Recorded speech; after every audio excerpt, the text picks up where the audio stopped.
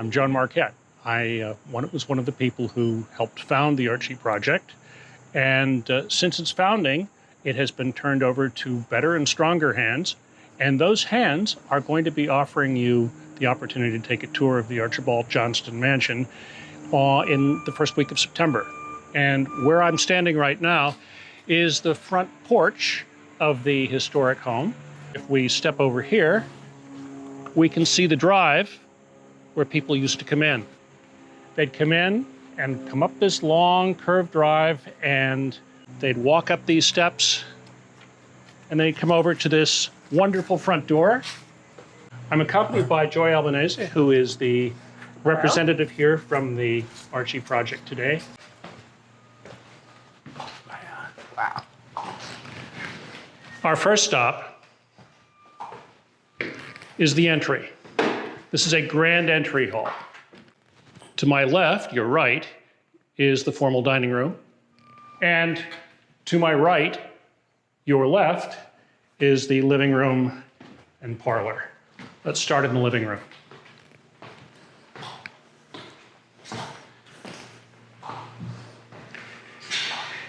In the 1920s, the Johnstons were a very wealthy family, and they remain so.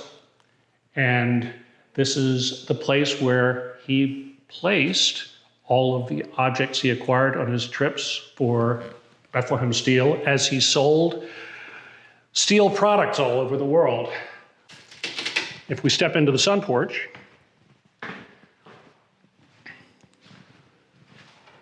this gets wonderful views from the east and west and north, indirect lighting throughout the day, and then this wonderful west light for cooler days in the summer and even warm days in the winter.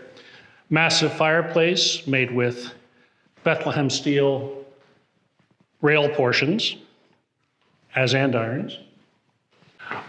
I am not certain, but I assume that this might have been a liquor cabinet. The Johnstons grew their own apples, which people see as they come up here, and they had an opportunity to make their own brandy.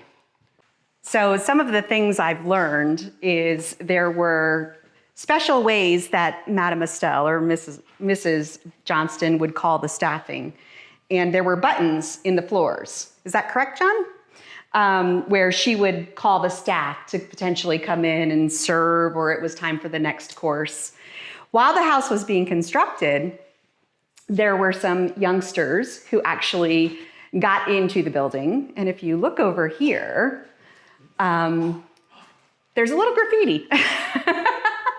So when everything was kind of taken down, we were able to uncover this. And I think in the future, the plan would be to put some sort of frame around it so it stays in perpetuity. And you're going to see lots of beautiful cabinetry. This is where all of the place settings were kept and where everything got prepared to be taken out to the guests we were having for dinner that evening. There was a holding refrigerator here. And this is something that's really super unique, which I've learned about. This was a warming area for food that was warm and to be served warm. But this is the refrigerator. Do you know what this is? This is the refrigerator? Uh-huh. Do you have any idea what this was? Icebox, I'm guessing? Ice to come in. So there you go, turn of the century technology. It still spins. This was built to last. This is where the family kept the silver and other valuables. They most likely ate for ceremonial occasions and maybe other times with sterling silver. And today silver is worth, I don't know, if you had a sterling silver fork, it cost about $40 to replace. It was all silver. So somebody has been in there. Yes, but the safe has been opened. There is no Geraldo Rivera Houdini's secret safe. No hidden Johnston. But it's a great story. He was always somewhat disabled and short in one leg. And as he aged, it became more difficult for him to do the stairs that he had designed. And so an elevator was added later. And that elevator, the only part of this elevator that remains now is the elevator car. But for the interior of the house, at one time, there were these fire hoses which were used to... It's like a legit hotel fire hose. This is a legit hotel fire hose indeed. Fire hose by use by occupants of buildings. The Bose labeled semi-automatic hose rack, manufactured by the Allen Company of Chicago. Shall we go upstairs? Yeah. Joy, after you. Thank you. You have to love a staircase like this.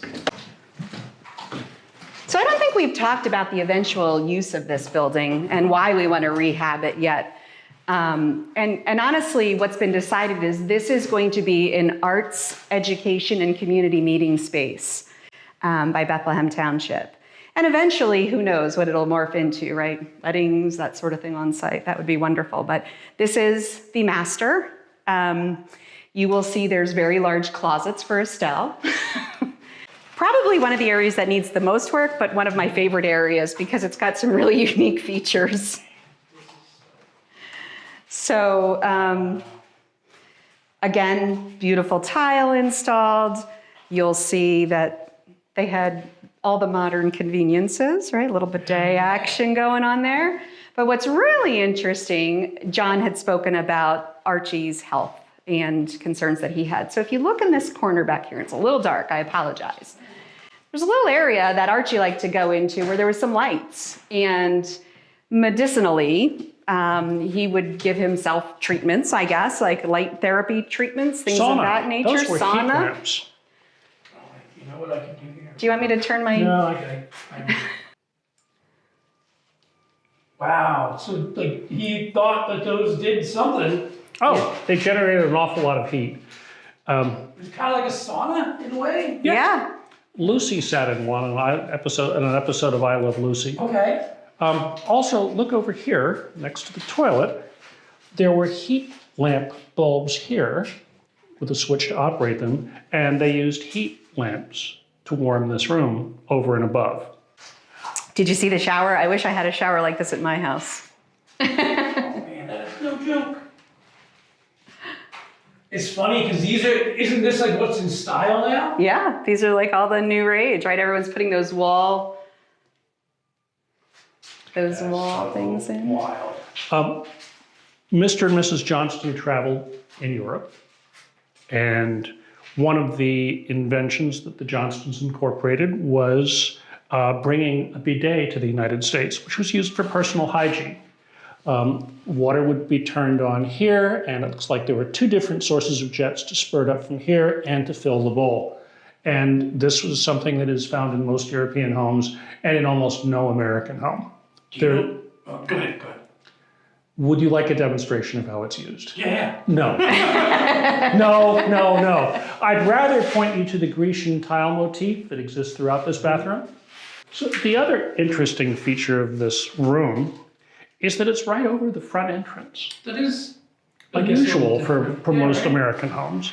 So this eyebrow-shaped front awning covered the porch, but from this window, from this room, you could see down past the fountain, down the staircase, through the cedar grove, the court of love, to the next fountain, and beyond that, the family swimming pools, of which there were 3.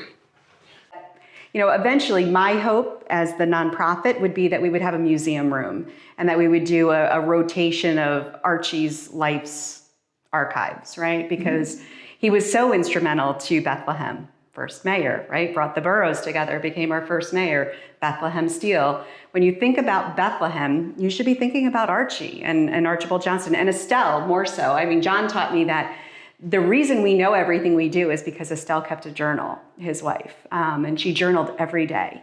So there's a lot of rich information that can be cultivated to bring this property back to life for the community. So that's really the hope in the future is we'll start seeing some of those pieces pop up here and there. Maybe I'd like to also say that it might be a great idea to think about how this building could be restored with all of the old rooms restored to with their original contents.